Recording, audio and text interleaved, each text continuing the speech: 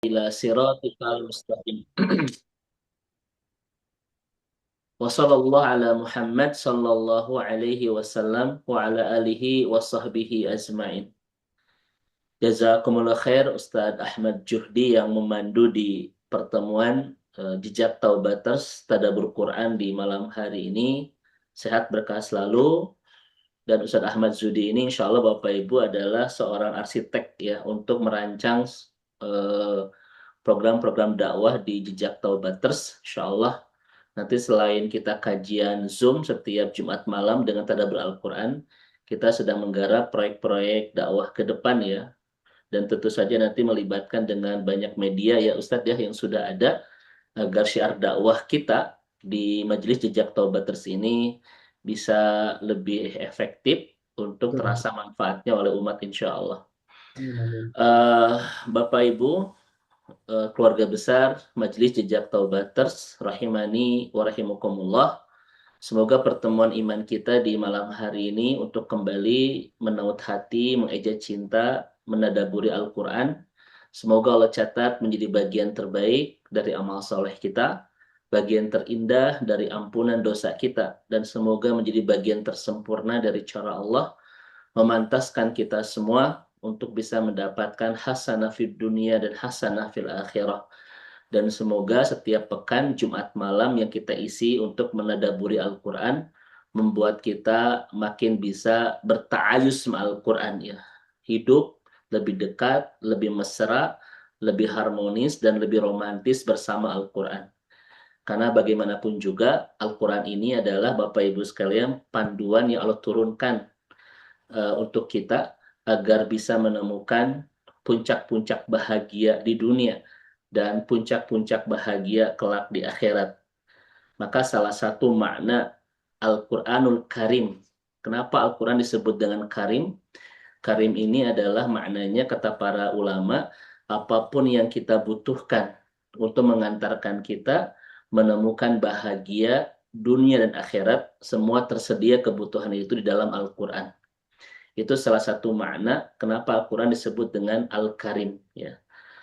Apapun yang kita butuhkan dan kita perlukan untuk bisa menemukan bahagia dunia dan akhirat, semua ada di dalamnya, yaitu dalam Al-Quran. Bahkan di surah Yasin misalnya Ustaz Zuhdi, Allah Subhanahu wa taala menyebut Al-Quran dengan wal Quranil Hakim ya. Kenapa disebut dengan hakim? Hakim itu artinya benar. Maka siapapun yang ingin hidupnya benar sesuai dengan petunjuk Allah dan petunjuk Rasul, siapa yang ingin hidupnya itu benar on the track ya, mengantarkan kita bahagia, maka tidak ada cara lain kecuali dipandu oleh Al-Quran. Dan siapapun yang hidup tidak dipandu bersama Al-Quran, nanti akan banyak kesalahan dalam kehidupan ini. Membangun rumah tangga, membangun bisnis, ya, bertetangga, membangun negara, ketika tidak menjadikan Al-Quran sebagai panduan, pasti akan banyak salahnya. Itu salah satu makna kenapa Al-Quran oleh Allah disebut dengan Wal Quranil Hakim. Bahkan di surat Qaf, Allah menyebut Al-Quran dengan Al-Majid, Wal Quranil Majid. Ya. Apa arti Majid? Artinya Majid itu mulia. Maka siapapun yang ingin meraih puncak-puncak kemuliaan hidup, maka dia harus bersama Al-Quran. Dan siapapun yang hidup tidak bersama Al-Quran, pasti akan banyak mengalami hidup penuh kehinaan di dunia dan kehinaan kelak di akhirat. Ya, itu di antara makna Al-Majid yang Allah sebut di surah Qaf dan Al-Hakim yang Allah sebut di surat Yasin. Ya. Semoga Bapak Ibu dan Al-Quran ini betul-betul mengantarkan kita hidup benar ya di jalan yang tepat, mengantarkan kita menemukan kemuliaan Al-Majid dan mengantarkan kita menemukan kebahagiaan dunia dan akhirat yang disebut dengan Al-Karim itu. Hadir juga bersama kita banyak guru-guru tercinta yang malam hari ini Masya Allah membersamai kita. Prof. Heda, Masya Allah juga hadir, guru tercinta kita. Semoga sehat berkah selalu Prof. Juga ada Ustadz Hadi tadi juga hadir bersama kita. Ya, Makasih Masya sekalian Allah Prof. Saya selalu Prof. Baik, Alhamdulillah. Ada Pak Haji Adang juga hadir ya bersama kita dari Valum Residen.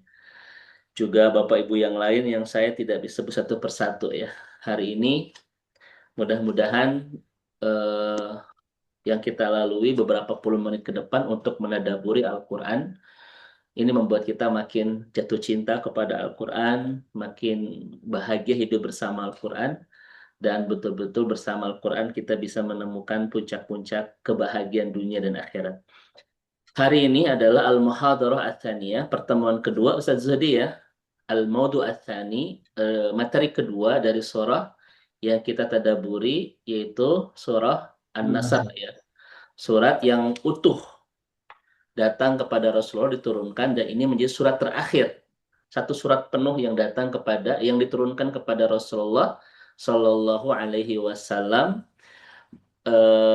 sebelum Rasulullah Shallallahu Alaihi Wasallam wafat ya. Satu surat penuh berjumlah 3 ayat yang surat ini menjadi surat terakhir yang turun kepada Rasulullah Shallallahu Alaihi Wasallam sebelum Rasulullah wafat. Maka surat An-Nasr ini pun disebut dengan suratul Taudi, surat perpisahan. Karena ketika turun surat ini, Ustaz Zuhdi ya, An-Nasr ini adalah itu tanda semakin dekatnya dengan ajal Rasulullah Shallallahu Alaihi Wasallam. Kita menyebut dengan suratul Nasr, surat kemenangan. Tetapi juga disebut dengan suratul Taudi, surat perpisahan. Ya, karena surat ini menjadi tanda dan bukti bahwa sudah sangat dekat dengan ajalnya baginda mulia Rasulullah Shallallahu Alaihi Wasallam. Itulah yang membuat Abu Bakar menangis ya ketika turun surat ini, yaitu surat yang turun kepada Rasulullah Shallallahu Alaihi Wasallam, surat ke-114 ya yang turun karena terakhir ya kan jumlah ayat ada jumlah surat ada 114 dan surat ini turun kepada Nabi yang ke-114 yang disimpan di Al-Quran di surat ke-110. Nah, kemarin sudah kita sampaikan Ustaz Zudi ya tentang keistimewaan surah An-Nasr, juga kandungan-kandungan di dalam surat An-Nasr ini. Bahkan kita sudah membedah 2 ayat pertama di surat An-Nasr, yaitu idza jaa nasrullahi wal fath, kemudian wa ra'aitan nas yadkhuluna fi dinillahi afwaja. Ini sudah kita sampaikan di pertemuan awal Bapak Ibu ya. Idza ja'an nasrullahi wal fath, ketika datang pertolongan Allah dan kemenangan. Ya. Dari sini kita menemukan pelajaran terindah ketika menadaburinya bahwa kalau kita ingin mendapatkan kemenangan dalam hidup ini, kesuksesan, keberhasilan, maka kita harus mengundang pertolongan Allah dalam hidup ini. Karena semua kesuksesan, keberhasilan, kemenangan, itu semuanya hakikatnya adalah bukan kehebatan kita, tapi pertolongan Allah Subhanahu wa Ta'ala. Maka kalau ingin kita dihantarkan menemukan al-fat, Ustaz Zudi, kemenangan dalam bentuk kesuksesan, keberhasilan, kebahagiaan, maka kita harus layak mendapatkan pertolongan Allah. Dan dalam Al-Quran itu dibahas bagaimana cara kita untuk mudah mendapatkan pertolongan Allah. Ya, di antara cara terindah untuk mendapatkan pertolongan Allah dalam hidup ini adalah kita cepat merespon panggilan-panggilan Allah. Siapa seorang hamba yang cepat merespon panggilan Allah, maka dia layak untuk mendapatkan pertolongan darinya.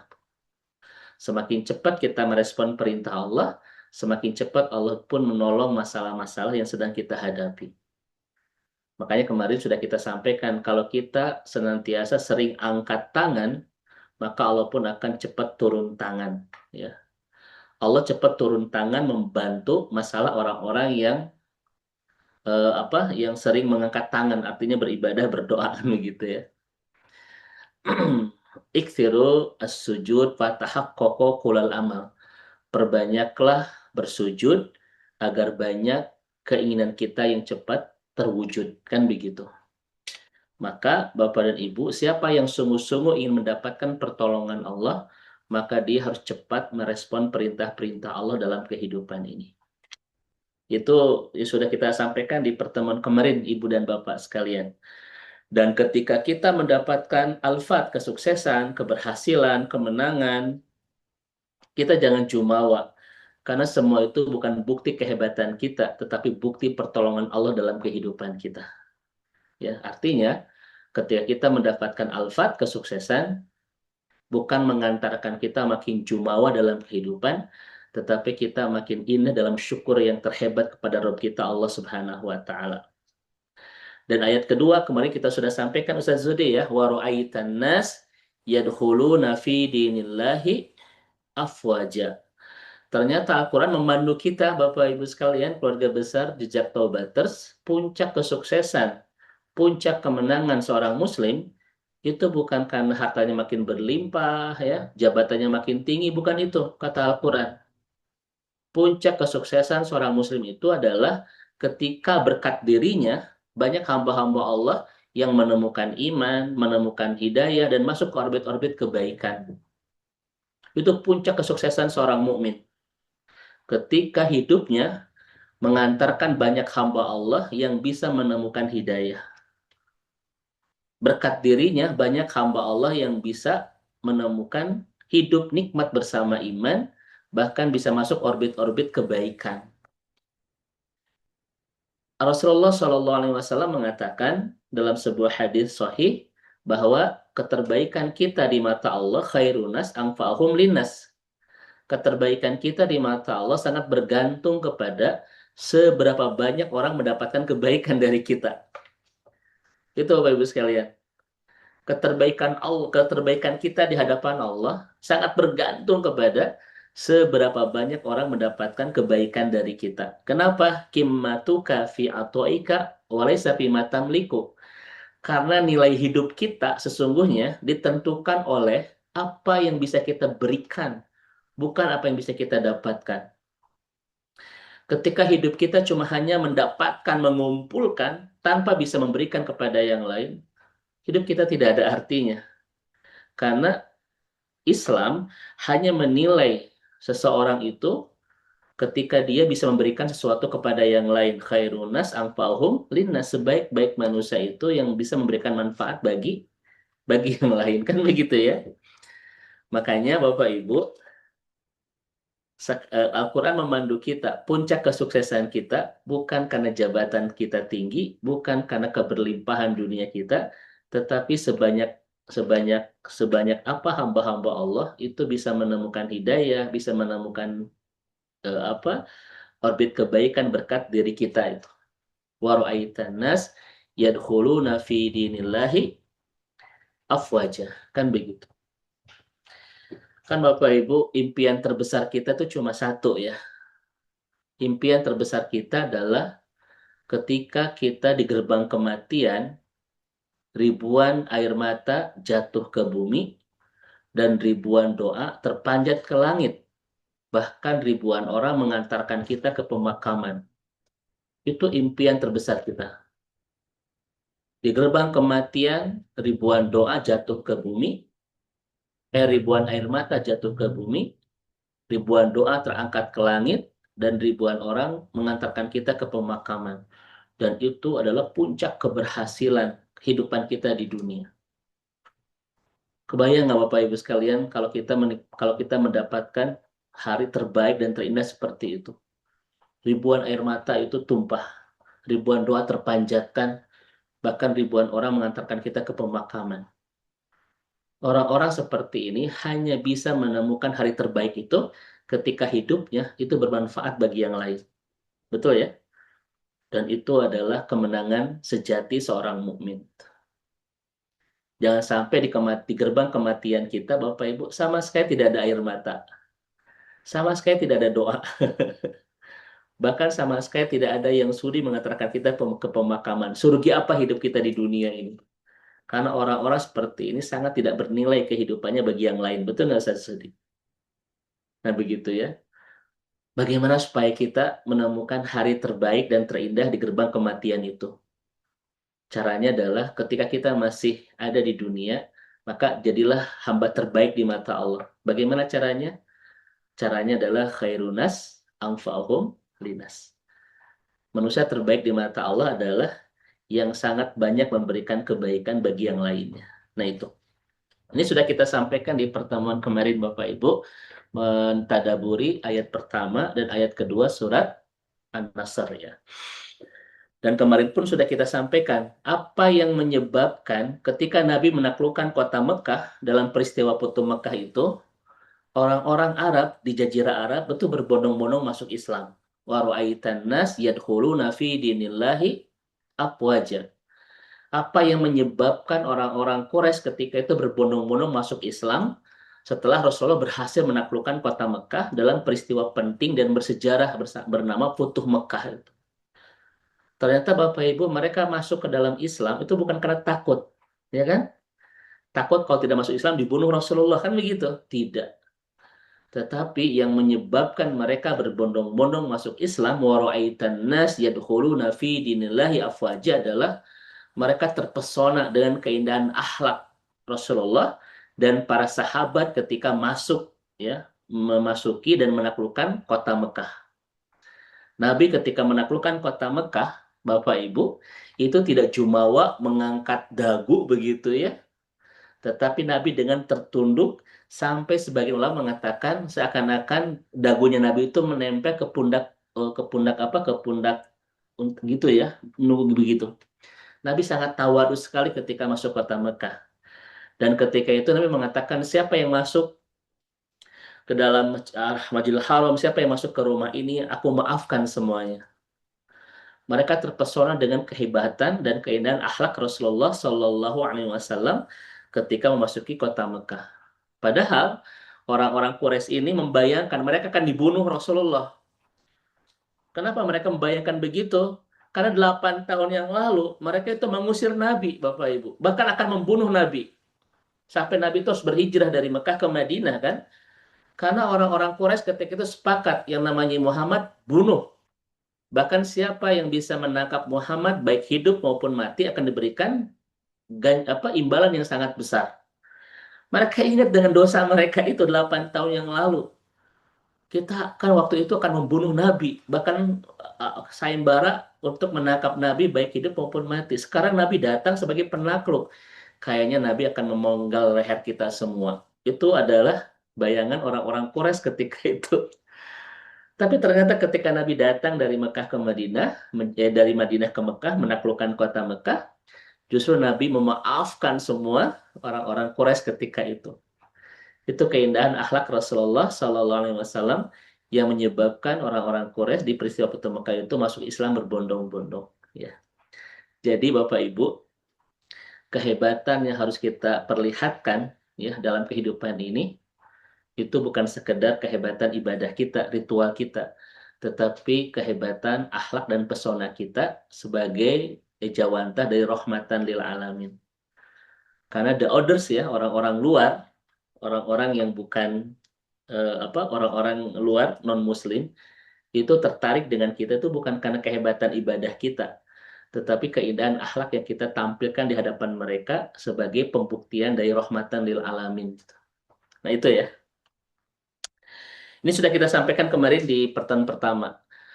Sekarang kita akan fokus ke ayat terakhir Bapak Ibu ya di surat An-Nasr ini ketika Allah Subhanahu wa taala mengatakan a'udzubillahi minasyaitonirrajim fasabbih bihamdi rabbika wastaghfir innahu kana tawwaba. Baik, Bapak Ibu sekalian. Ayat ini kata para ahli tafsir adalah berbicara tentang kaifiyatus syukri ala ni'amillah. Ayat terakhir di surat An-Nasr ini adalah panduan kaifiyatus syukri ala ni'amillah. Bagaimana cara kita mensyukuri nikmat yang telah Allah berikan kepada kita. Ya.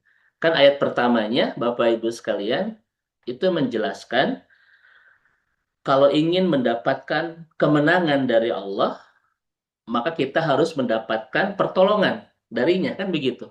Pertolongan Allah lah yang mengantarkan kita mendapatkan alfat, kemenangan, kesuksesan, keberhasilan, kebahagiaan, kan begitu Ustaz Zudi.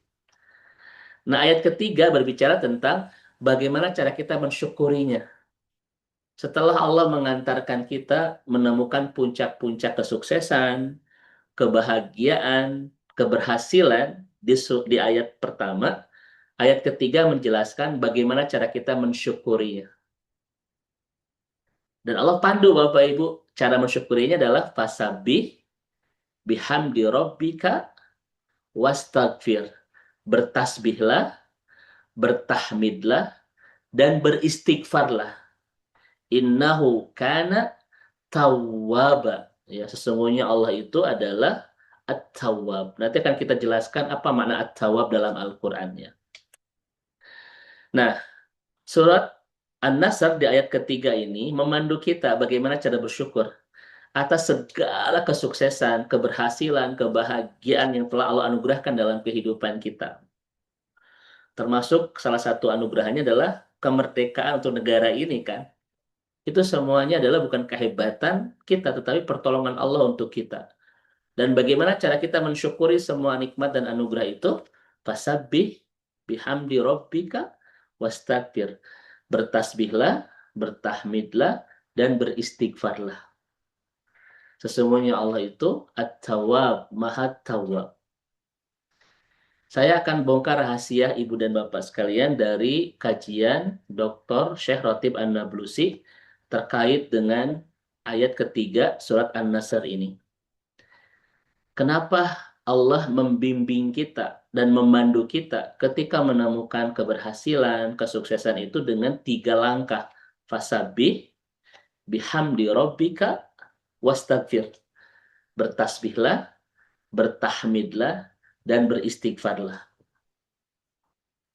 Jadi Bapak Ibu ya, ini panduan Al-Quran. Bagaimana cara kita bisa bersyukur. Di surat Al-Kautsar yang sudah kita bahas di beberapa pertemuan sebelumnya, panduan Allah untuk kita ketika bersyukur adalah fasolli li rabbika wanhar, ya kan? Perbaiki sholatmu dan berbagilah dengan orang. Nah, di ayat ini Allah memandu kita cara bersyukur adalah dengan fasabbih bihamdi rabbika wastaghfir, bertasbih, bertahmid, dan beristighfar. Kenapa dengan 3 kata ini Bapak Ibu? Syekh Rotib An-Nablusi memberikan sebuah rahasia indah. Pertama, kenapa harus tasbih Ibu? Tasbih ini nanti punya peran Bapak Ibu untuk meyakinkan kedalaman hati kita bahwa apapun yang Allah berikan dalam hidup kita berupa anugerah itu yang terbaik buat kita. Itu makna tasbih. Betul-betul Allah mengajarkan, Allah menanamkan di hati kita sebuah keyakinan apapun yang Allah anugerahkan dalam kehidupan kita itu yang terbaik dan tersempurna dari Allah untuk kita itu dari tasbih ya. Kan tasbih itu Bapak dan Ibu sekalian, subhanallah itu kan menjauhkan Allah. Kan sabah itu artinya berenang ya. Berenang itu kan menjauh Ustaz Jodi dari satu tempat ke tempat yang lain ya. Kalau Ustaz Zuhdi masuk air tetapi tidak menjauh dari tempat semula itu kan bukan berenang tapi tenggelam namanya ya. Renang itu kan berpindah dari satu tempat ke tempat yang lain, ya kan? Menjauh. Maka tasbih itu subhanallah itu sabah itu menjauhkan Allah dari apa? Dari keburukan, dari keterbatasan, kelemahan dan satu lagi adalah kekurangan. Artinya Bapak Ibu, Allah itu sempurna. Subhanallah, maha sempurna Allah. Yang sering Bapak Ibu terjemahkan maha suci Allah. Suci dari keburukan, suci dari kelemahan, suci dari keterbatasan dan kekurangan. Kalau Allah Bapak Ibu suci dari keburukan, kekurangan, keterbatasan, dan kelemahan, sempurna tidak? Makanya subhanallah itu maha sempurna Allah. Tidak ada keraguan di hati kita tentang kesempurnaan Allah. Itu subhanallah. Ya. Dan teorinya Bapak dan Ibu, sesuatu yang datang dari kesempurnaan itu sempurna. Artinya, karena Allah sempurna, apapun yang Allah berikan kepada kita itu sudah sempurna sesuai dengan kebutuhan kita itu. Pasangan kita, rezeki kita, anak-anak kita itu sudah pemberian Allah yang terbaik dalam hidup kita.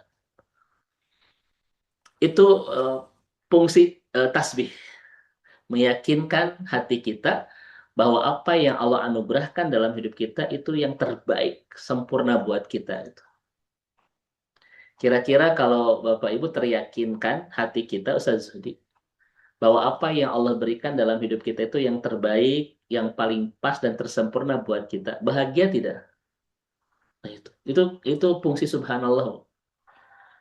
Makanya kenapa Allah menuntun kita untuk bertasbih setelah kita mendapatkan al-fat, untuk meyakinkan perasaan bahwa apapun yang Allah berikan buat kita itu sudah yang terbaik, terpas, dan tersempurna buat kita.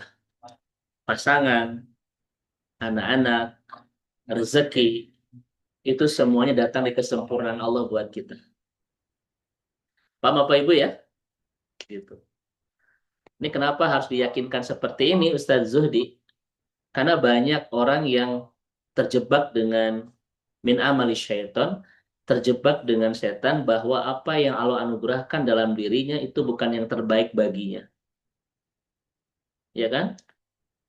Rezeki, ya, pasangan, anak-anak gitu ya. Banyak orang yang menuduh bahwa pemberian Allah itu ternyata bukan terbaik buat dirinya. Itu kata Nabi, min amali syaiton. Itu termasuk jebakan syaitan. Ada nggak Bapak Ibu sekalian, orang yang ingin hidupnya seperti orang lain? Ada nggak? Ada nggak orang yang ingin rizkinya seperti rizki orang lain? Banyak, Ustaz. Bahkan ada nggak yang orang yang ingin pasangan seperti pasangan orang lain? Ada nggak? Banyak. Kenapa ada Bu Dewi? Kenapa?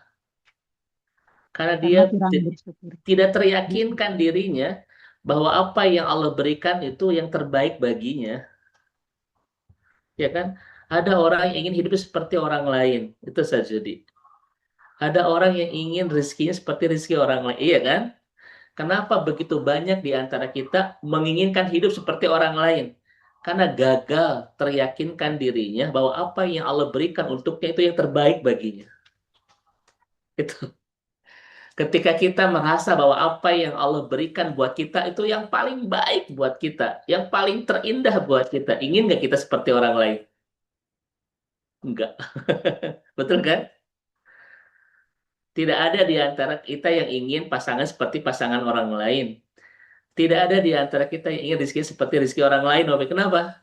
Karena dia yakin bahwa apa yang Allah berikan untuk dirinya itu yang terpas, terbaik, dan tersempurna baginya. Saya tidak mau jadi Ustadz Zuhdi. Kenapa? Karena ketika Allah memberikan saya seperti yang Allah berikan kepada Ustadz Judi, itu belum tentu yang terbaik buat saya. Iya kan? Karena yang terbaik buat saya itu adalah apa yang saat ini Allah berikan kepada saya, Bapak Ibu. Setuju ya? Itu fungsi subhanallah tuh begitu loh. Jadi ketika Bapak Ibu mengatakan subhanallah, teryakinkan perasaan bahwa apapun yang Allah berikan itu yang sudah yang terbaik buat kita. Sehingga tidak ada di antara kita yang ingin seperti hidupnya seperti orang lain. Oh, itu fungsi subhanallah. Ya. Ustadz Judi tidak ingin hidup seperti saya juga. Kenapa? Karena belum tentu yang terbaik Ustadz Judi kan, apa yang Allah berikan kepada saya. Allah Maha tahu setiap kita, Maha tahu setiap takaran kita, Maha tahu setiap kebutuhan kita, dan Allah berikan semuanya sesuai dengan takaran kebutuhan yang berbeda-beda itu.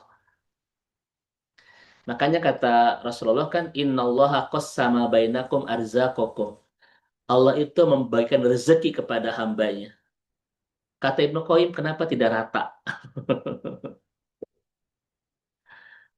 Innallaha qassama bainakum arzaqakum. Allah itu membagikan rezekinya kepada hambanya. Pertanyaannya, kenapa tidak sama dan tidak rata?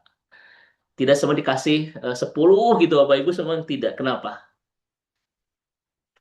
Karena Allah Maha Adil. Apa bentuk keadilan Allah?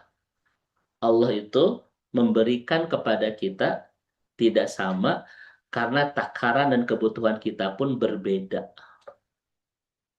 Paham Bapak Ibu ya? Kenapa ketika Allah membagikan rezeki kepada hambanya tidak rata, kata Ibnu Qayyim? Karena takaran kita dan kebutuhan kita pun berbeda. Itu bentuk keadilan Allah dalam kehidupan kita. Apakah kebutuhan saya dan kebutuhan Ustaz Judi sama dalam hidup ini? Tidak. Makanya nanti takaran rezeki pun akan berbeda. Walaupun Ustaz Judi sama saya kan kita setiap hari lelah sama ya. Misalnya kita kerja 12 jam yang sama, lelahnya sama, air matanya sama lah air mata. Tapi rezekinya sama tidak? Tidak. Kenapa? Karena kebutuhan kita dan takaran kita berbeda. Itu keadilan Allah dalam hidup ini. Dan Bapak Ibu harus yakin, ini kalimat yang sangat saya suka dengan kalimat ini ya dari Syekh Ratib An-Nablusi. Andaikan semua rahasia hidup itu terungkap dan tersingkap, kita tidak akan pernah memilih kecuali apa yang terjadi dalam hidup ini.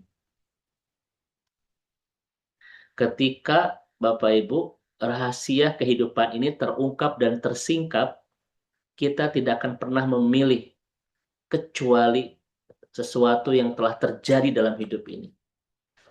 Kenapa?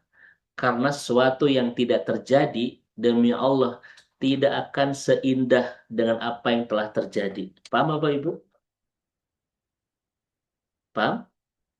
Saya ulang lagi ya. Kalau malam harus diulang-ulang Bapak Ibu ya. Ini karena karena bahasanya berat, pusing, ngantuk Bapak Ibu ya begitu.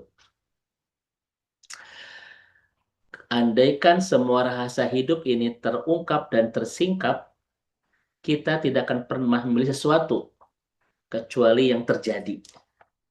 Kenapa Ustadz jadi? Karena sesuatu yang terjadi itu pasti yang terbaik. Dan sesuatu yang tidak terjadi tidak akan seindah dan apa yang terjadi. Paham? Itu Bapak Ibu sekalian ya. Jadi cuma setan yang sering menggoda kita untuk sering mengatakan seandainya. Seandainya saya tidak menikah dengan ini. Seandainya saya tidak kuliah di sini. Seandainya saya tidak begitu. Itu semuanya min amali syaitan, jebakan setan. Ya. Karena ketika orang mengatakan seandainya dulu, berarti dia tidak yakin apa yang telah Allah berikan itu yang terbaik. Setuju Bapak dan Ibu ya? Nah itu makna subhanallah tuh begitu. Makanya setiap kita mendapatkan anugerah apapun dari Allah, kawal dengan kalimat tasbih, subhanallah. Untuk meyakinkan perasaan kita, itu yang terbaik yang kita dapatkan dari Allah. Dan itu Allah pertegas Bapak Ibu di surah Luqman ayat 20 kan? Alam taro annallaha sakhkhara lakum ma fis samawati wa fil ard wa asbagu alaikum ni'amahu dhahiratan wa batinatan. Allah sudah sempurnakan nikmat-nikmatnya buat kita, nikmat dohir dan nikmat batin. Ada kata asbago sempurna. Ya. Biasanya yang membuat kita tidak sempurna itu adalah penyakit di hati kita. Apa penyakitnya? Kata Nabi, wala tangduru ilaman huwa fauqakum.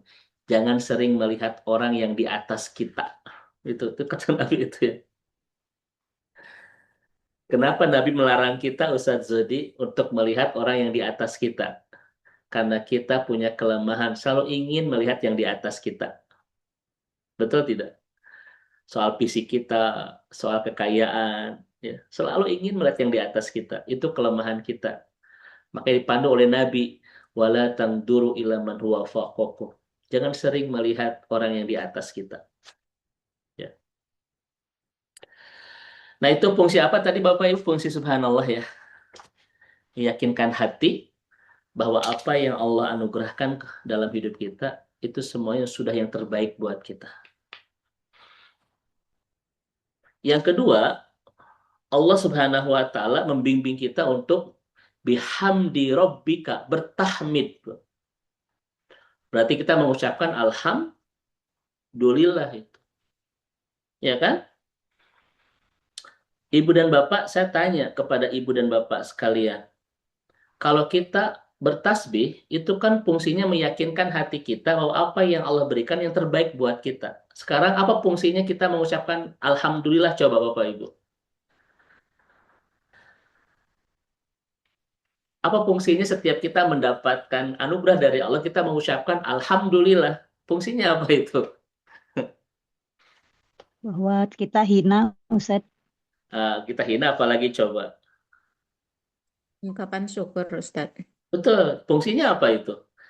Tasbih ungkapan syukur juga, Bunda. Tahmid ucapan syukur juga. Fungsi tasbih meyakinkan hati kita apa yang telah Allah berikan dalam hidup kita itu yang terbaik buat kita. Sekarang apa fungsi alhamdulillah untuk semua anugerah yang telah Allah berikan kepada kita? Cara kita berterima kasih, Ustaz.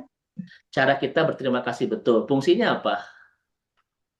supaya tidak sombong, Ustaz. Supaya Nah, tidak sombong. salah satunya itu Bapak Ibu, agar kita tidak jumawa dengan keberhasilan yang kita miliki. Kenapa?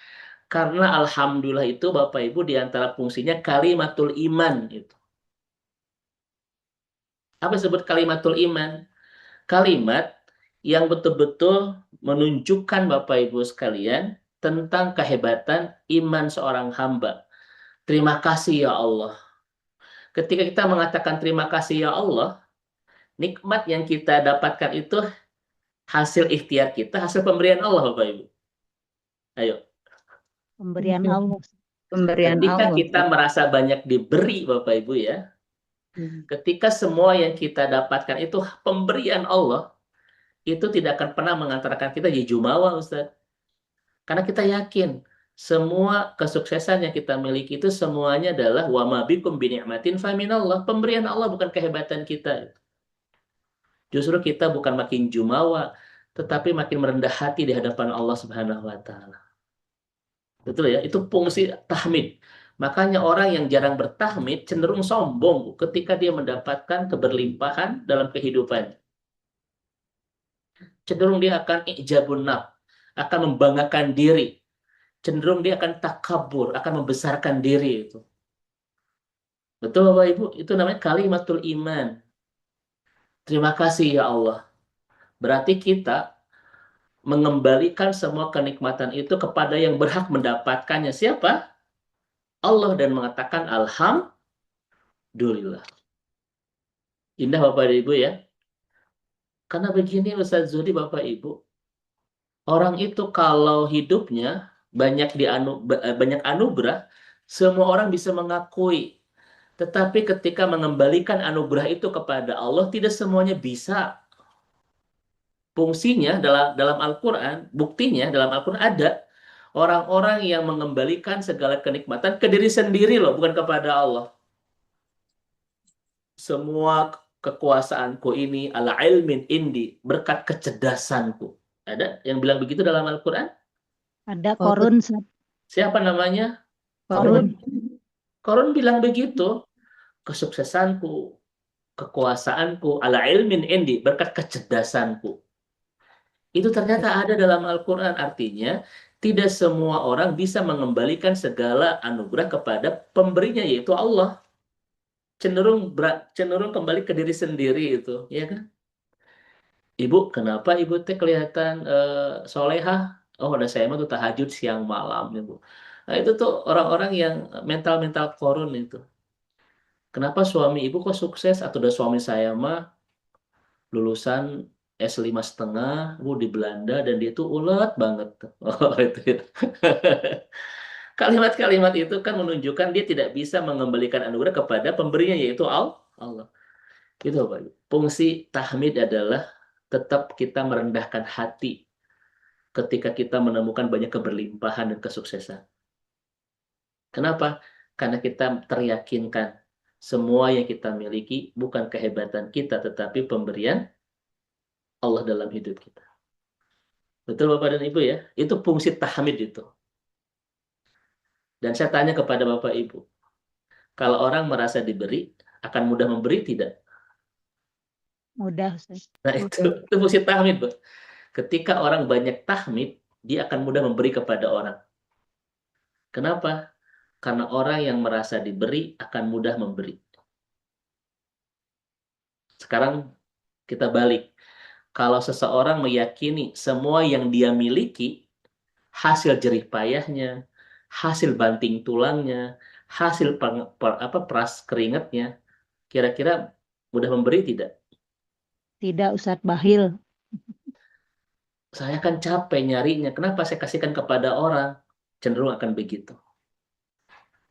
Maka kalau ingin dengan segala keberlimpahan, kemenangan yang kita dapatkan, dan kita mudah berbagi dengan orang, maka seringlah kita mengucapkan alhamdulillah.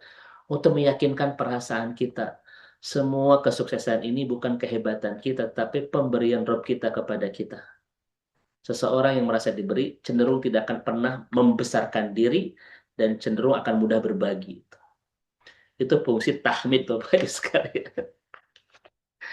Makanya ke segala kemenangan yang tidak dipandu dan dikawal dengan tahmid, cenderung dia akan jumawa, cenderung dia akan takabur, dan cenderung dia sulit berbagi dengan yang lain.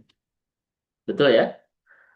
Dahsyat sekali Allah itu Bapak Ibu ya ketika memandu kita, ketika kita mendapatkan banyak keberlimpahan. Fasabbih bihamdi rabbika. Masya Allah. Bahkan Ibu dan Bapak dirahmati Allah Subhanahu wa Ta'ala, ya, Allah tidak hanya membimbing kita dengan kalimat tasbih dan tahmid setelah kita mendapatkan kemenangan, al-fat, tetapi juga ditutup dengan wastagfir Ustaz Zuhdi, istighfar. Ternyata istighfar itu kalimat syukur, Pak. Ini ayat. Tasbih kalimat syukur, tahmid kalimat syukur, istighfar pun itu kalimat syukur. Saya yakin Bapak Ibu jarang kan beristighfar ketika kita mendapatkan kemenangan kan? Ya kan, Ustaz?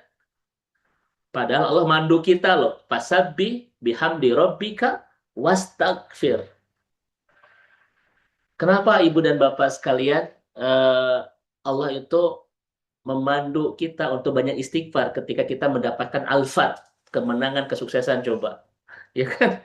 Itu ada rahasia-rahasia indah yang disampaikan oleh para ulama kita. Kan biasanya Bapak Ibu beristighfar kalau kita melakukan kesalahan kan? Tetapi di ayat ini kita beristighfar ketika kita mendapatkan kemenangan. Ini pernah saya sampaikan, tapi saya akan dalamkan kembali ya dengan waktu yang tersedia. Ada 3 alasan Ustadz Zudi, kenapa kita harus beristighfar setelah kita mendapatkan al-fat, kemenangan, kesuksesan, keberhasilan, ya, kebahagiaan. Ini saya dapatkan ilmunya dari Said Kutub dalam tafsir Fi Dilalil Quran. Ini ada kitabnya Bapak Ibu, Fi Dilalil Quran ya, ini. Fi Dilalil Quran, karangan Said Kutub ya, ada berapa jilid ya? 6 jilid Bapak Ibu ya, ada 6 jilid, namanya Fi Dilalil Quran. Tetapi kajian tadabur kita itu tidak menggunakan uh, tafsir ini ya. Tapi kita menggunakan tafsir Al-Isyraqat Quraniyah karangan Dr. Salman Al-Audah ya. Karena tafsir fi dilal Quran ini berat Bapak Ibu. Kenapa berat ya? 6 jilid ini. Karena tafsir ini itijahnya itu adalah pertama haroki wal adabi. Nah, itu ya. Jadi ittijah tafsir fi dilalil Quran karangan Said Kutub itu namanya adalah ittijahul haroki wal adabi. Haroki itu Bapak Ibu, jadi bahasa itu menggebu-gebu kayak kemerdekaan gitu ya. Kenapa menggebu-gebu itu? Karena nulisnya itu dalam penjara. Kebayang nggak? Bagaimana orang menuangkan tulisan dalam suasana sedang di penjara? Kebayang nggak Bapak Ibu? Bagaimana suasana apa ya? Suasana emosinya gitu ya, pasti itu haroki banget gitu ya, menggerakkan orang. Karena memang tafsir ditulis ketika Said Qutb itu di penjara sebelum dihukum gantung. Kan? Dan yang keduanya adabi, sastra banget itu. Jadi satu sisi dia itu tafsir yang coraknya itu haroki, membikin pembacanya itu terbakar emosi ya, tersulut apa imannya itu menggebu-gebu, menggerakkan orang untuk beramal dengan bahasa yang indah seperti tafsir Al-Azhar karangan Hamka. Itu sastra banget. Kita Bapak Ibu patut berbangga ya punya ulama yang pernah menulis sebuah tafsir yang sangat indah banget. Namanya Hamka. Tafsir Al-Azhar ya. Mungkin Bapak Ibu ada yang pernah punya? Silakan Bapak Ibu miliki dan lihat baca bagaimana cara Hamka itu menjelaskan ayat. Itu sastra banget. Indah sekali. Dan itu jarang kita temukan di tafsir-tafsir yang lain. Kita punya tafsir modern ya. Saya juga punya itu. 15 jilid Al-Misbah karangan Dr. Quraish Shihab. Namanya tafsir Al-Misbah 15 jilid. Saya punya itu. Awas Bapak Ibu jangan nuduh saya Syiah ya. Oh, saya jadi Syiah tuh ya. Saya juga punya Bapak Ibu nih tafsir Al-Mizan karangan orang-orang Syiah di Iran ya. Al-Alamah At-Toba ya. Toba itu orang Syiah ada sekitar 20 jilid Al-Mizan. Saya punya di rumah. Tapi jangan menuduh saya orang Syiah karena saya itu semua kitab tafsir saya beli Bapak Ibu, kemudian kita pelajari bagaimana cara-cara ulama Sunni dan ulama-ulama Syiah itu menafsirkan Al-Qur'an ya. Dan saya katakan, mohon izin Bapak Ibu ya, tafsir-tafsir yang ditulis oleh ulama-ulama Syiah itu kebanyakan isyari. Isyari itu intuitif ya, tanpa panduan ilmu gitu. Seperti ngeramal itu sekalian. Sangat tidak ilmiah lah bahasanya. Tetapi Bapak Ibu, silakan Bapak Ibu ke Mesir dan lihat karya-karya tafsir ulama-ulama Syiah. Itu melebihi karya-karya ulama Sunni. Memang orang Syiah ini anugerahnya tuh orangnya pinter-pinter, hebat-hebat. Tetapi ya itu tafsir itu kebanyakan isyari, ya, intuitif, tanpa panduan-panduan ilmu-ilmu yang ilmiah ya. Itu salah satu corak tafsir-tafsir orang-orang Syiah itu. Ada punya orang Indonesia Al-Misbah itu, tafsir yang ditulis oleh Profesor Dr. Quraish Shihab kan, Bapak Ibu saya yakin punya lah. Saya juga ada di rumah. Tetapi lihat bahasanya, tidak seindah Hamka. Hamka itu ketika menafsirkan ayat indah sekali. Mungkin Bapak Ibu pernah juga menikmati salah satu karya yang sudah difilmkan ya, tenggelamnya kapal Panderwick ya. Kemudian apa tuh di bawah lindungan Ka'bah itu kan karya-karya Hamka yang luar biasa ya. Nah, tapi saya Bapak Ibu, saya menyarankan Bapak Ibu jangan hanya lihat filmnya karya Hamka, tapi coba baca tafsirnya. Jangan Hamka teh ikat teh tenggelamnya kapal Panderwick ya gitu ya, antara Hayati dan Jainuddin gitu. Ya begitu. Nah, Quraisy Shihab, Said Qutb ini tafsirnya sangat bagus ya.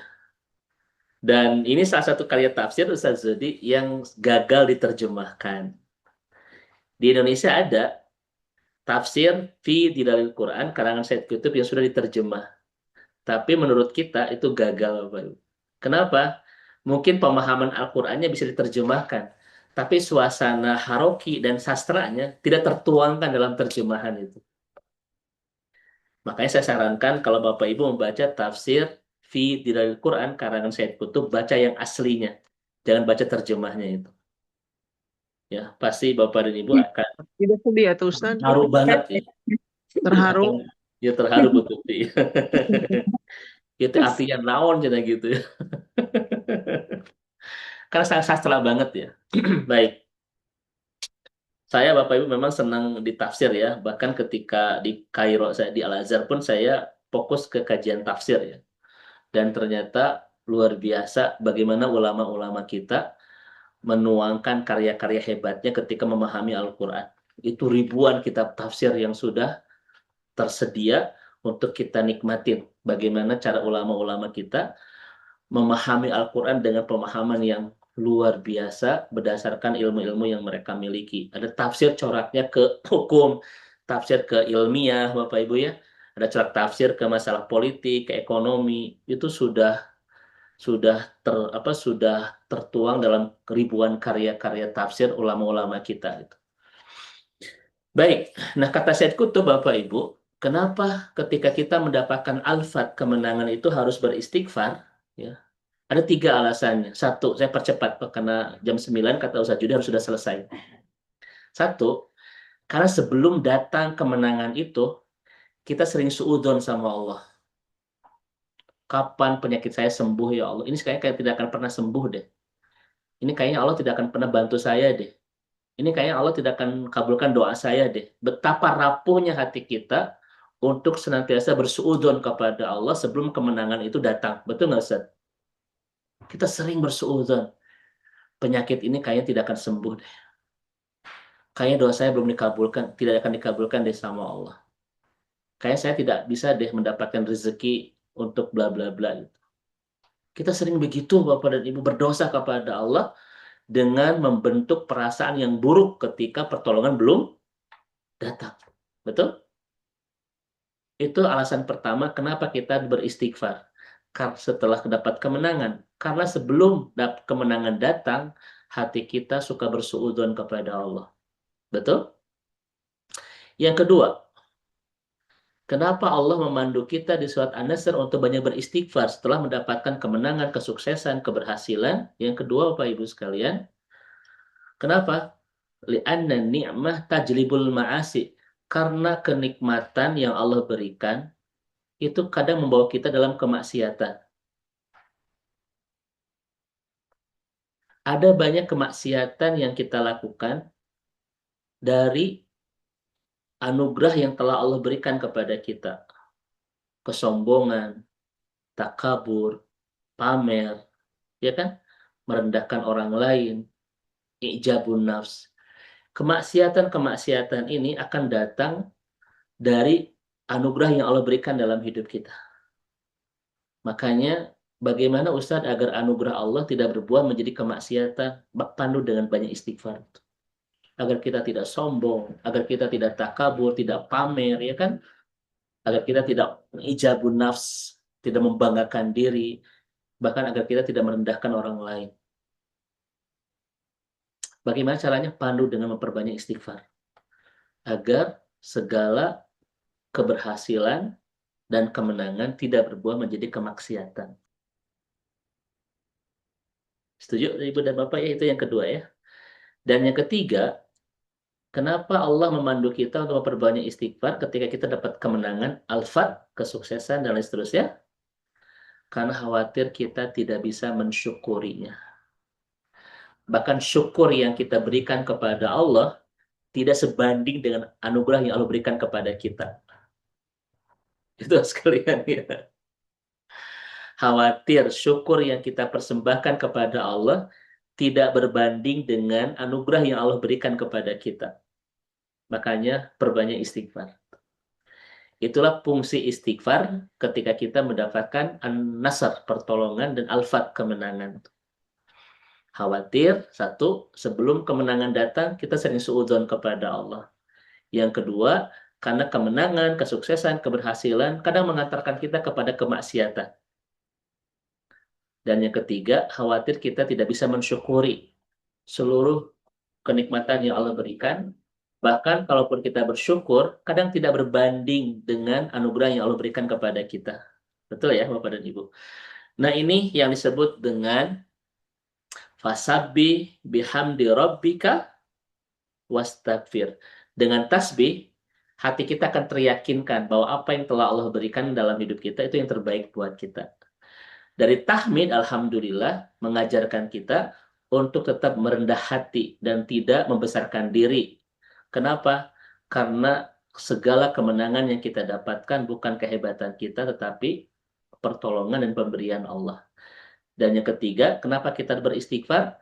Agar segala anugerah yang Allah berikan dalam hidup kita tidak berbuah menjadi musibah dan tidak berbuah menjadi kemaksiatan dalam kehidupan. Kemudian ditutup dengan innahu kana tawwaba. Sesungguhnya Allah itu Maha At-Tawwab, ya, Maha Tawwab. At-Tawwab ini Ibu dan Bapak sekalian, salah satu nama Allah Subhanahu wa taala dalam Asmaul Husna At-Tawwab. Artinya Allah yang Maha menerima taubat. Allah yang Maha menerima taubat. Nah, yang disebut At-Tawwab itu kata ulama maknanya ada 4. Kenapa Allah menamakan dirinya At-Tawwab? Itu ada 4. 1, innallaha la ya'khudhu bidunubina. Allah yang tidak langsung menghukum dosa-dosa kita. Itu namanya makna pertama dari At-Tawwab. Allah yang tidak langsung menghukum dosa-dosa kita. Saat ini hidup kita baik-baik saja Bapak Ibu ya. Padahal kita banyak dosa kan? Kenapa kita masih baik-baik saja? Bukan karena kita tidak punya dosa, tapi kita punya Allah yang At-Tawwab. Apa yang terjadi kalau Allah langsung menghukum dosa-dosa kita? Kita sudah tidak ada di dunia ini. Sekarang kita masih ada, masih bisa senyum, masih bisa baik-baik saja, ya. Padahal hidup kita betapa banyak kemaksiatannya kepada Allah. Karena kita punya Allah At-Tawwab yang tidak langsung menghukum dosa-dosa kita. Allah tangguhkan semua dosa-dosa itu. Masya Allah. Yang kedua, kenapa Allah menamakan dirinya At-Tawwab? Li'annallaha yunsi uyubana. Karena Allah Subhanahu wa taala, yang kedua dulu ya, sattaru uyubana, menutup rapat-rapat Bapak Ibu sekalian aib kita. Yang hadir di kajian malam hari ini boleh jadi bukan orang-orang mulia, tetapi orang-orang yang segala kesalahannya ditutup rapat-rapat oleh Rob kita itu.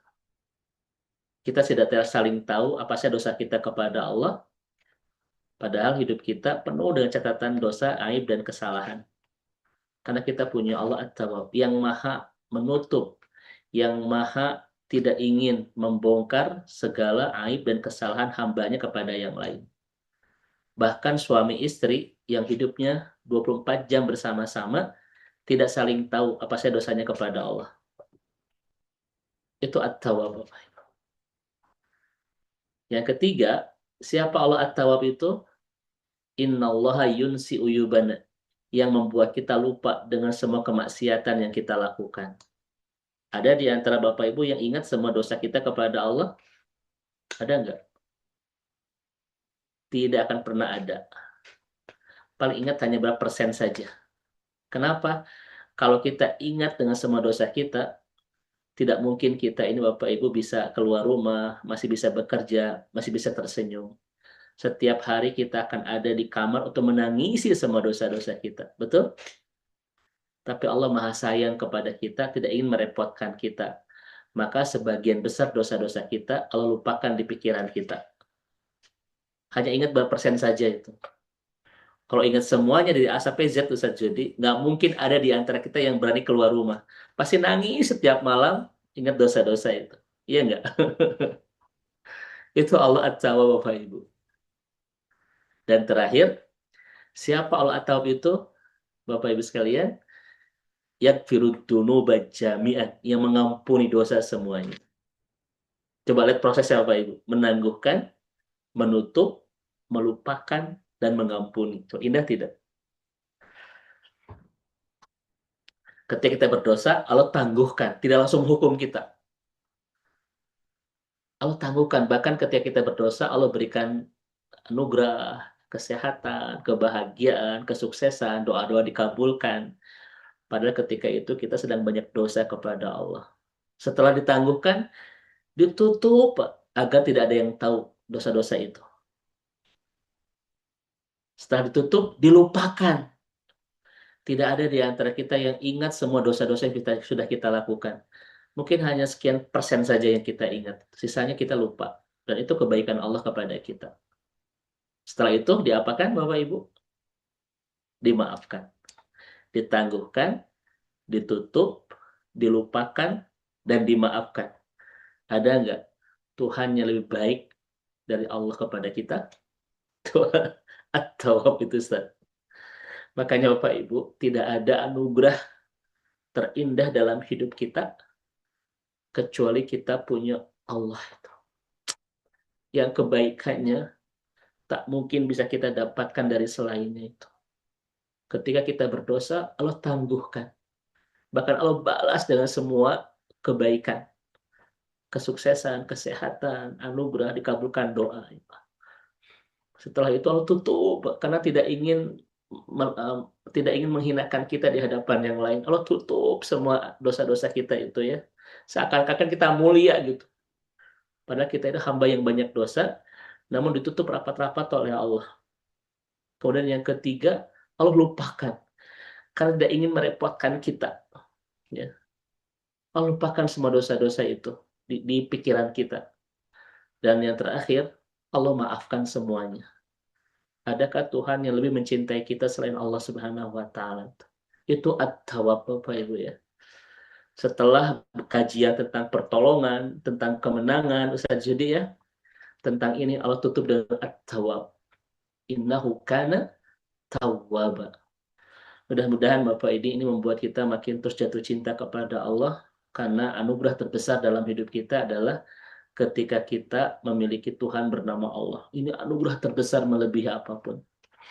Nah, itulah panduan 3 ayat di surat An-Nasr. Bagaimana cara kita mendapatkan pertolongan Allah dan apa bukti kemenangan dalam hidup kita sebagai seorang muslim dan bagaimana cara kita bersyukur atas segala anugerah yang Allah berikan dalam kehidupan kita. Semuanya tertuang dalam sebuah surat yang begitu indah, yaitu surat An-Nasr, surat yang terakhir turun kepada Rasulullah Shallallahu Alaihi Wasallam sebelum beliau wafat. Ya. Wallahu a'lam bishawab. Saya persilakan Ustaz Judi kalau ada sisa untuk tanya jawab. Barakallahu fiik Ustaz. Alhamdulillah, Masya Allah. Luar biasa. Ustaz, saya Jazakallah. agak cepat Ustaz, biar selesai sebelum jam 9. Ini sudah luar biasa Ustaz. Masya Allah, panduan dari satu ayat terakhir ya Ustaz ya. Iya, Ini luar betul. biasa nih, sudah sangat detail banget nih. Semoga ini menjadi panduan bagi kita semuanya, Bapak Ibu semuanya, ketika Allah berikan kesehatan bagi kita, kemenangan bagi kita ya. Mungkin rezeki bagi kita gitu, dan seterusnya. Bahkan sekarang ya momen kemerdekaan. Ini luar biasa. Baik Bapak Ibu semuanya, sepertinya sudah hampir jam 9. Ustadz mau ada tanya jawab tidak Ustadz? Boleh silakan 1-2 Ustaz. Baik, mungkin 1-2 penanya. Baik, sebelum itu Bapak Ibu semuanya, saya izin mereminder bagi Bapak Ibu yang ingin berinfak sedekah, infak dakwah untuk kegiatan Jejak Taubaters, bisa transfer ke nomor rekening BSI yang sudah tertera di e-flyer, atau mungkin saya izin share di chat ya, di kolom chat. Baik, Bapak Ibu semuanya, bagi yang ingin bertanya boleh raise hand atau di lewat chat ya.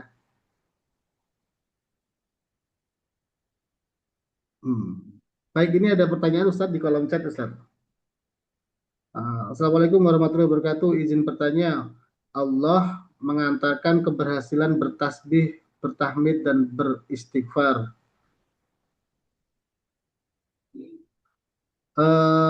Perbaikilah sholat, membaca harus pelan-pelan, suci dari kesempurnaan, tapi yang kita inginkan belum terkabul. Terus bagaimana menyikapinya? Nah, ini pertanyaannya. Terima kasih. Dari Ibu Yuniarti ya. Baik, barakallahu fiik. Semoga Allah berikan taufik kepada Ibu Yuniarti, keluarga besar, dan tentunya kita semua insya Allah yang hadir di pertemuan malam hari ini. Ketika Allah itu belum mengabulkan doa kita, Ibu dan Bapak sekalian, ada banyak rahasia yang sedang Allah persiapkan buat kita semua. Setidaknya ada 5. Ada 5 rahasia yang sedang Allah siapkan di setiap doa yang belum terkabulkan, di setiap penyakit yang belum tersembuhkan, di setiap ujian yang belum terangkatkan. Ya. Rahasia pertama adalah Allah ingin terus memperkuat daya kesabaran kita. Itu yang pertama. Mana mungkin kita bisa belajar sabar ketika semua doa langsung Allah kabulkan, ketika semua pinta langsung Allah perkenankan, ketika semua sakit langsung Allah sembuhkan. Dari mana kita bisa belajar sabar? Justru Allah memperkuat daya kesabaran kita ketika setiap doa kita tidak langsung Allah kabulkan. Ketika setiap penyakit kita tidak langsung Allah sembuhkan. Di sanalah Allah sedang memperkuat daya kesabaran kita. Yang kedua, rahasia terindah dari setiap doa yang belum terkabulkan itu adalah kita untuk terus belajar berhusnudzon kepada Allah. Berhusnudzon. Bagaimana kita bisa berhusnudzon kepada Allah kalau Allah langsung mengabulkan doa-doa kita, Ustaz ya? Menyembuhkan penyakit kita. Kita tidak bisa belajar itu. Justru suudzon, berhusnudzon kepada Allah itu dapat kita pelajari dengan indah ketika ada setiap pinta yang belum telah Allah kabulkan dan lain sebagainya.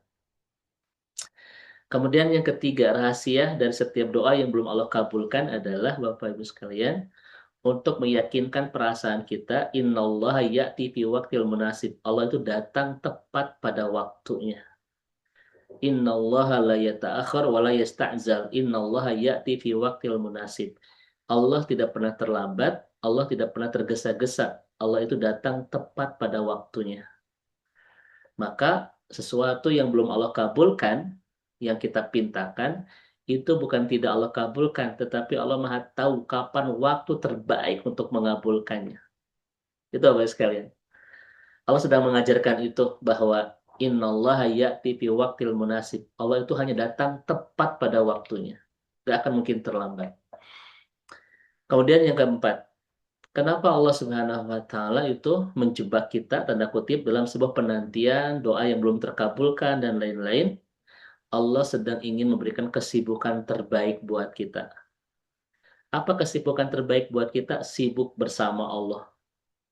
Ketika doa belum terkabulkan, kira-kira terus berdoa nggak Ustaz Zudi? Orang akan terus berdoa kan ketika belum dikabulkan kan? Dan itu kesibukan terbaik Bapak Ibu. Terus bermunajat, terus meminta, terus berkhalwat dan berdoa kepada Allah. Itu kesibukan terbaik. Tidak ada kesibukan terbaik kecuali kesibukan bersama Allah.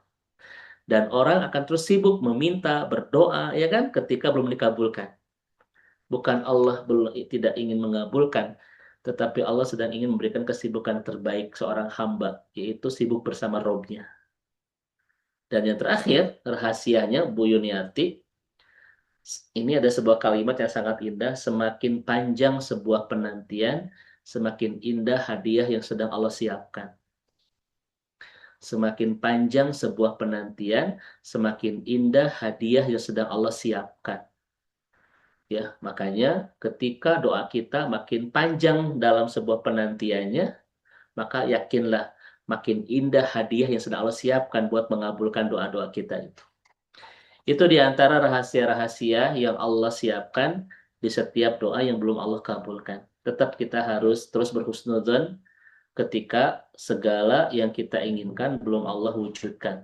Bukan karena Allah diam, bukan Allah itu cuek, bukan Allah tidak peduli, tetapi Allah sedang menyimpan banyak rahasia indah buat kita di balik doa yang belum terkabul, sakit yang belum tersembuhkan, ujian yang belum terangkatkan, air mata yang belum teredakan, dan lain seterusnya. Ya Allah alam bissawab. Itu Ustaz Zuhdi. Ya Ustaz. Jazakallah Ustaz. Semakin panjang penantian, semakin indah yang akan Allah Semakin panjang sebuah penantian, semakin indah hadiah yang sedang Allah siapkan. Hadiah yang Allah akan siapkan, Masya Allah, Itu. luar biasa. Kuat hari ini ya. Terima kasih ya. Masya Allah, luar biasa Ustaz. Alhamdulillah. Barakallahu fiik Ustaz, ilmunya luar biasa di malam hari Hari ini hanya menutup ya dari kajian sebelumnya saja tentang An-Nasr. Hari ini cuma epilog saja, menutup. Menutup. Baik, sepertinya penasaran nih untuk pekan depan ya Ustaz ya. Kita akan membahas tadabbur surat apa lagi nih gitu ya. Selalu ada kejutan di setiap kajian Jejak Taubaters. Masya Allah. Baik Bapak Ibu semuanya, mohon maaf sepertinya kami tidak membuka lagi pertanyaan karena sudah jam 9 lebih. Ya, sampai ketemu lagi nanti insya Allah Bapak Ibu di pekan depan insya Allah Ustaz ya. Di Jumat malam insya Allah di kajian Majelis Jejak Taubaters. Ya, kita masih mengkaji tentang surat-surat tentang bagaimana cara bersyukur kepada Allah Ustaz ya. Baik. Nanti kita akan bahas setelah ini surat Ad-Duha saat itu. Wah, Masya Allah. Ya, udah itu surat yang luar biasa, kabar gembira kepada Rasulullah dari Allah. Kita juga akan membahas itu sebagai kabar gembira buat kita semua. Allahu Akbar, Masya Allah. Baik. Itu loh. Boleh ada usul dikit? Boleh, silakan Teh Warsil. Iya, kan ini sejam lebih kurang ya. Saya kira ini udah 3 surat. Dan sesi pertanyaan kan cuma sedikit. Saya pikir di tiap-tiap kita pasti ada bank pertanyaan dari 3 surat ini. Apakah tidak lebih baik setelah paket 3 mungkin ya? Ada selingan untuk ada waktu untuk bertanya. Karena biasanya dari sesi pertanyaan itulah akan lebih dalam gitu memahaminya. Baik, dan bisa jadi juga ada pertanyaan-pertanyaan yang mungkin tidak diduga, meren. Terutama pertanyaan dari Teh Warsil pasti tidak diduga itu. Luar biasa, jadi Teh Warsil ini ya, pertanyaan selalu analisa, mendalam ya, dan merepotkan ketika menjawab. Masya Allah. Berkala Teh Warsil insya Allah ya. Ya. Terima kasih. Baik Ustaz, mungkin nanti usulannya mungkin kita bisa selesai jam 9 lebih ya. Kalau materi tetap harus jam 9, tidak boleh lebih. Iya, Setelah itu mungkin kita ada session tanya jawab ya, mungkin 15 sampai 20 jam. 20 menit ya. iya, Atau satu dua pertemuan untuk memperdalam materi kita. betul. Punten kira-kira secara waktu Bapak Ibu tidak mengganggu istirahat Bapak Ibu kalau kita selesai misalnya jam 9 lebih gitu. Enggak, Pak Ustadz. Enggak saja ya, cukup ya. Tapi kadang saya mikir gini Ustadz, apakah tidak ada sesi pagi ya biar seger? Kan malam ini kita habis beraktivitas, kadang-kadang ya berjuang sih malam ini. Kalau pagi tuh Ustaz Zuhdinya sibuk ngisi kemana kesana kemari, Teh Warsil. Tapi Iya. ya, Iya, Memang kita untuk tadabbur Al-Quran ini kita upayakan tetap di Jumat malam ya. Ketika Iya. nanti ada session pagi, mungkin kita nanti buka program lain. Mungkin program Siroh ya, atau program Tazkiyatun Nafs, atau program misalnya pendalaman tentang hadis ya gitu. Itu nanti kita sedang digodok ya Ustaz Zudi ya, betul. untuk program-program lain. Cuma untuk malam ini tetap kita akan adakan setiap Jumat malam untuk tadabbur Al-Quran. Ringan-ringan saja Teh Warsil ya. Betul. Karena Bapak Ibu Ringan juga tapi di sisa-sisa luar biasa Ustadz. di sisa tenaga, sisa-sisa ini kan energi. Nanti kan Jumat malam kita bersama Jejak Taubaters ya. Kemudian Sabtu malam kita bersama Majlis Madani ya. Ya. Dan Ahad malam kita bersama Ashifa FK Unfad. Jadi ini sudah terprogram begitu. Jadi insya Allah nanti kalau pagi kita akan buka program lain Teh Warsil ya dengan tema-tema yang selain tafsir. Ya. Tentu saja memang tema-tema yang penting kan ada 4. Pertama memahami Al-Quran, yang kedua memahami sirah Rasulullah Shallallahu Alaihi Wasallam, yang ketiga memahami hadis-hadis Rasulullah, dan yang keempatnya Ustaz Zudi ya tazkiyatun nafs, bagaimana Betul. cara kita membersihkan hati dan mengindahkan akhlak kita. Betul. Karena 4 ini adalah program penting dalam kajian-kajian Islam. Iya. Mungkin nanti akan digarap semuanya oleh Ustaz Judi ya Insya Allah, dalam insya Allah. program-program ke depan. Barakallahu fiik usulan insya Allah. Terima kasih usulannya, alhamdulillah, masya Allah, luar biasa. Bahkan juga kepikiran Ustadz, kalau ada pertanyaan seperti ini, kita bikin konten yang ringan, tapi Ustadz jawab dari situ. Boleh, insya Allah Dengan Ustaz santai. nanti. Iya, nanti karena kita juga sedang bikin juga ini ya grup kayak di grup WA grup dan lain sebagainya untuk media kita silaturahmi Ustaz ya, tanya jawab dan lain-lain. Yes, betul. Baik. Oke, alhamdulillah, masya Allah. Terima kasih. Barakallahu fiik semuanya ya yang sudah memberikan usul dan seterusnya. Baik Bapak Ibu semuanya, alhamdulillah sudah pukul 9 lebih 8 menit. Nanti insya Allah kalau andaikan berikutnya kita lebih dari jam 9 nggak masalah ya. Tapi nggak terlalu lama insya Allah ya. apa-apa. Baik, alhamdulillah, jazakallah khair Ustadz yang sudah memberikan ilmunya. Pekan depan dikasih spill nih surat Ad-Duha gitu ya. Ini kalau satu ayat aja bisa lama, Ad-Duha berapa kali pertemuan ini sepertinya nggak akan terlewatkan. Karena kita tadabbur saja nggak terlalu berfokus kepada kajian-kajian ilmu tafsir ya, karena itu Betul. ngejelimet, kita yang ringan-ringan saja Betul. supaya kita bisa memahami Al-Quran dengan baik insya Allah gitu. Masya Allah, barakallah Ustaz, Masya Allah. Baik Bapak Ibu semuanya, alhamdulillah, alhamdulillah alamin. Malam hari ini kita sudah selesai dan mendapatkan banyak ilmu dari guru kita Ustaz Dedi Heriadi, dan semoga ini bermanfaat buat kita. Kalau bagi saya sangat bermanfaat sekali ya ini. Masya Allah. Aduh, menjadi pedoman banget dalam hidup kita ya. Dan Betul. semoga semakin hari kita menjadi lebih baik, lebih bagus, dan iman kita semakin tebal. Baik, Amin. Bapak Ibu semuanya, sampai ketemu lagi hari Jumat depan. Kami ucapkan terima kasih, jazakumullah khairan katsiran kepada Bapak Ibu semuanya. Kita tutup pertemuan malam hari ini dengan hamdalah dan doa akhir majelis. Alhamdulillahirabbil alamin. Subhanakallahumma wa bihamdika asyhadu an la ilaha illa anta astaghfiruka wa atubu ilaik. Ustaz, jazakallah khair Ustaz dan semuanya. Jazakallah Ustaz Jody, Bapak dan Ibu, jazakallah khair atas kebersamaan malam hari ini. Amin. Sehat semuanya. Assalamualaikum warahmatullahi wabarakatuh. Waalaikumsalam warahmatullahi Jazakallah khair, wabarakatuh. Dayanti, Teh Inet, Bu Tuti, Jazakallah. Amin, Ustaz. Sehat selalu, Ustaz. Assalamualaikum. Waalaikumsalam warahmatullahi Warahmatullahi wabarakatuh. wabarakatuh. Ustaz Jody, duluan ya Ustaz ya. Ya, sehat Ustaz. Semoga Bapak Ibu sadayana, jazakallah khair. Assalamualaikum warahmatullahi wabarakatuh. Waalaikumsalam Warahmatullahi wabarakatuh. Bapak Ibu Izin saya izin baik. ya menutup Zoom ya. Mohon Ya. atur nuhun, Ustaz. Mari sama-sama sehat-sehat semuanya. Sampai ketemu lagi pekan depan insya Amin, Allah. amin. Amin, amin, Ustaz. Amin, amin.